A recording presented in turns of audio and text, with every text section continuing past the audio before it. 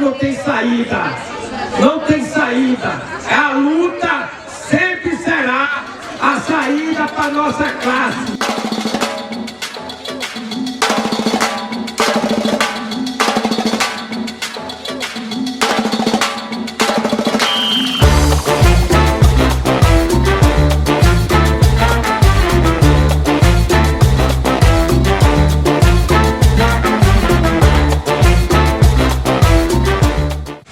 Deixamos duas equipes prontas para urgência e emergência. Soubemos que estavam rolando cirurgias que podia esperar. Não vou nem dizer eletivas, porque eles não gostam. Também eu acho que não é eletiva não. Deveria essa cirurgia ser feita em imediato. Mas por incompetência do governo, não da classe trabalhadora, tem filas de pessoas esperando. E estava rolando, ocupando as equipes da urgência e emergência com cirurgias eletivas. Eu fui lá e avisei, se chegar alguma urgência e emergência e não tiver sala, não tiver equipe disponível, não venham criminalizar o movimento, porque a responsabilidade é de quem botou paciente eletivo na sala.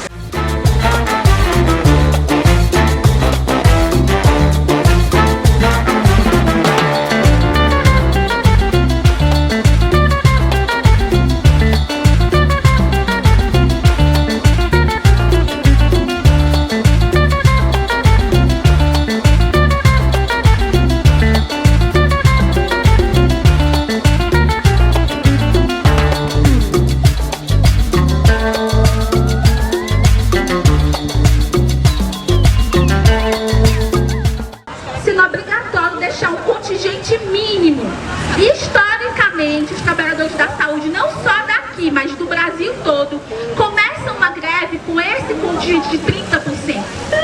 Isso é histórico.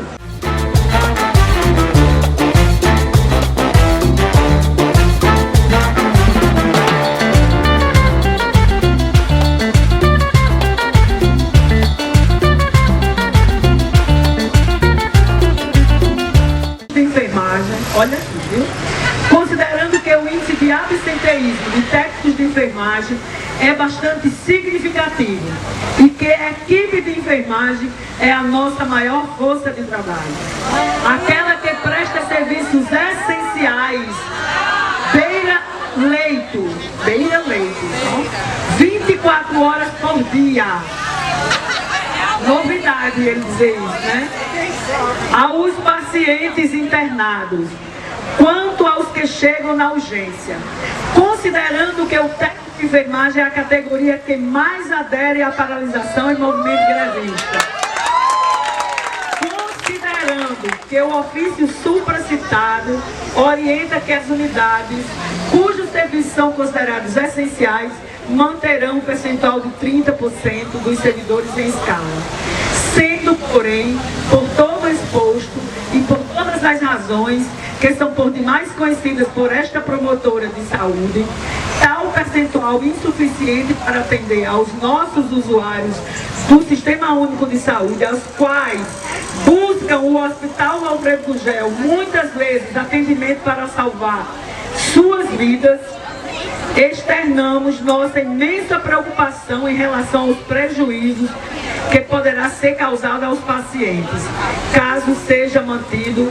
esse ínfimo quantitativo aos servidores durante o período da greve, principalmente nos setores mais críticos, como UTIs e centro cirúrgico.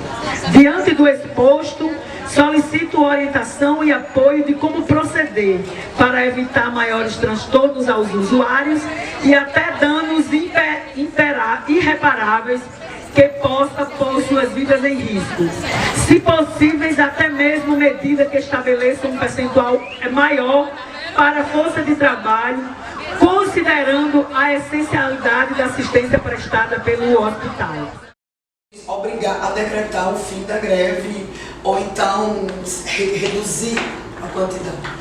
E essa foi a proposta, mas a gente disse que a gente não ia suspender greve. E o Cipriano disse que então não ia negociar, não ia apresentar nada, que não tinha acordo com data de nada, que não ia apresentar nada, enquanto a gente não suspendesse a greve. Mas ontem ele já apresentou uma...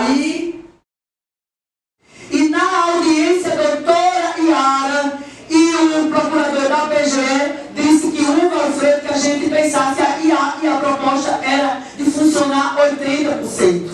Sendo que o tiro saiu pela culatra. Porque foi isso, essa medida dele, que fez com que se chamasse a uma conciliação no Ministério Público do Trabalho. E foi isso onde, inclusive, a companheira é socorro, que nós vamos ter que incluir na pauta, são as condições de trabalho. Porque lá nós somos acusados de que a nossa greve faz com que as pessoas morram dentro dos hospitais. Quem faz as pessoas morrerem dentro dos hospitais é o próprio Estado, que não garante a vida da população. É o próprio Estado que faz com que os pacientes morram à espera de leitos de UTI, com falta de equipamentos, com falta de material, com falta de medicamentos e com falta de gente. Porque mesmo a gente trabalhando com 10, com 15, 20 pacientes, a gente faz de tudo para que o paciente não morra. Então quem é responsável pelas mortes é o governo Fátima, é o secretário de saúde, é a promotoria de saúde e de justiça, que sabe de tudo isso e não condena o Estado pelas mortes. Não somos nós. Pelo contrário, nós dedicamos as nossas vidas como dedicamos na pandemia, inclusive muitos de nós morremos para salvar as vidas. Então nós não vamos estar elevando esse peso e essa carga. Não vamos. Quando o procurador pediu que tivesse uma outra audiência na sexta-feira com o Ministério Público do Trabalho, Cipriano disse o quê? Não, a gente pode até negociar em outra instância. Por quê? Porque na audiência com o MPT não estavam os outros sindicatos, só estávamos nós. É tanto que no outro dia teve. Então, gente, são 19 pontos. Alguns pontos deles são democráticos. A gente avalia que houve avanço em alguns pontos, porque inclusive até em primeiro, como eu disse aqui, o doutor Tadeu, que a gente já está estourado com ele até o limite, ele achou que ia nos atrapalhar ao fazer a denúncia junto à promotoria de saúde, porque ele queria que o Alfredo ficasse de fora da greve, não fizesse greve, porque lá no hospital de trauma e de urgência, e o pedido dele junto à promotoria de saúde foi essa. E a falta das condições de trabalho. Vamos fazer isso. O assédio moral que tem. Inclusive nós vamos aqui, a proposta de tirar um calendário de atos dos hospitais que mais tem a denúncia, que é o Alfredo Gugel, o João Machado e o Gisela Trigueiro. Por enquanto são esses, né? Enfim, gente, é isso. O nosso primeiro dia de greve, nós fomos, ou seja, para uma audiência no MPT, que Cipriano, inclusive, bateu na mesa e disse: nós não vamos apresentar nada, nenhuma data de nada. Vocês têm que suspender a greve, porque nós não negociamos sem greve. E ele, inclusive, fez um insulto a gente. Diz que nós já estávamos com saudade de Robson. Ele disse: vocês estão com saudade de Robson, vocês estão sentindo falta dele. Eu disse que isso era uma falta de respeito conosco, porque muitos de nós tínhamos sido detidos, tínhamos levado spray de pimenta, e quem era responsável por Robson ter sido governador tinha sido eles, e o partido dele, do PT, que inclusive foi quem ajudou a eleger Robson. Não fomos nós. Enfim, ele disse que ia judicializar a nossa greve. Para surpresa nossa, nesse mesmo dia, cerca de 22 horas, chega um comunicado urgente de uma audiência de emergência que aconteceu ontem. E ontem nós saímos com algumas datas, sim, algumas datas definidas. A gente sabe que às vezes é necessário a gente dar um passo atrás para que a gente possa dar 2 passos à frente. Então, assim, depois da audiência lá, a gente reuniu parte da direção e da base que estava lá. Nós fizemos uma reunião com o restante da direção e a proposta que a gente está trazendo aqui é uma suspensão temporária da greve. Não é a gente dizer que vamos acabar a greve. É uma suspensão temporária. A gente acha que é tudo, ou melhor, que é uma grande vitória. Não é uma grande vitória. Porém, nós tivemos vitórias e conquistas importantes. Porque no primeiro dia de greve, nós saímos em toda a imprensa. Nós demos visibilidade. E em menos de 24 horas, nós tivemos 2 audiências que o governo teve que se render e teve que aceitar boa parte das nossas propostas de dar encaminhamento. Então nós vamos ter data a cada descompromisso por parte do governo. A gente faz uma paralisação e discute o reinício da greve. O governo agendando isso aí para junho não quer dizer que quando chegar em junho nós vamos aceitar a proposta do governo de parcelamento do salário da reposição para 2024 e 2025. Mas a proposta é que a gente acumule mais força, entendeu? Para que em junho a gente chegue. Nós não queremos isso. E nós vamos entrar em greve novamente.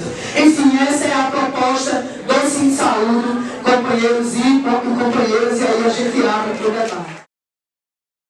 Rosália, ontem, né, foram apresentadas algumas propostas para justamente acabar com essa greve. O governo do estado apresentou, né, a CESAP. Quais foram essas propostas, pelo menos as principais, que foram atendidas, né, e o que vocês decidiram a partir daí? Então, primeiro dizer que a nossa greve, apenas com 2 dias, ela teve um efeito muito positivo, porque há 1 ano que a gente vinha tentando negociação com essas propostas, e em menos de 72 horas nós já tivemos 2 audiências, né? E que, fruto dessa negociação que teve ontem, nós aprovamos temporariamente, é uma suspensão temporária da nossa greve. Porque caso o governo descumpra qualquer item do acordo que foi firmado, inclusive eles nos encaminharam hoje a ata, nós já estamos com um calendário de mobilização, certo? Com um indicativo, inclusive, de assembleia e de retorno à greve. Então, a parte econômica, né, no que diz respeito à questão da reposição. Em junho, no início de junho, vai ser apresentado um calendário no que diz respeito ao parcelamento da reposição, que soma quase 22%. Agora, para abril, vai ser o pagamento de 3 lotes, os lotes 6, 7 e 8, que são das qualificações. São as pessoas que têm curso superior, uma pós-graduação, então vai ter isso já implantado no seu contra-cheque no mês de abril. E os outros lotes 9 e 10 vão ser pagos em maio. As mudanças de nível, que são as progressões por tempo de serviço, vai ser pago a de 2022 agora no mês de maio, segundo o governo vai ser pago no mês de maio. As progressões e ou mudança de nível significam uma elevação nos salários, no vencimento básico e consequentemente todas as vantagens que é em cima do vencimento básico. E o primeiro trimestre de janeiro, fevereiro e março de 2023 vai ser pago em junho e assim subsequente por trimestre. Então, além disso, a primeira reunião da comissão do piso da enfermagem vai ser na próxima terça-feira. Uma pauta sobre os aposentados, que são 4 itens, ficou de ser agendada uma reunião com o IPERN para a próxima semana. Então, dos 19 itens, quase todos ou todos a gente saiu com pauta, ou melhor, com data, com indicativo e agendamento de comissões e de reuniões. Então, a nossa greve, ela não é um encerramento, é uma suspensão temporária. E com essa suspensão temporária, como é que ficam os serviços de saúde para a população agora? Então, as unidades de saúde e hospitais do Estado que estavam com suas atividades reduzidas, né? Houve redução de cirurgias, como é que se diz, não de urgência, mas cirurgias que são, como é que se diz, de eletivas, né? Houve redução em vários serviços de ambulatórios, de equipes. A partir de amanhã volta a sua normalidade, a partir de amanhã, do dia 14.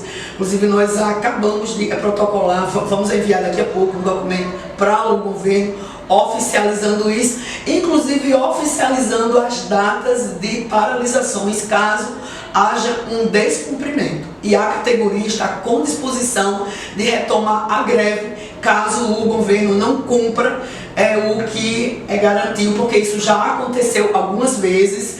A base votou pela suspensão da greve, não em confiança ao governo, mas em confiança na direção que não recua da luta.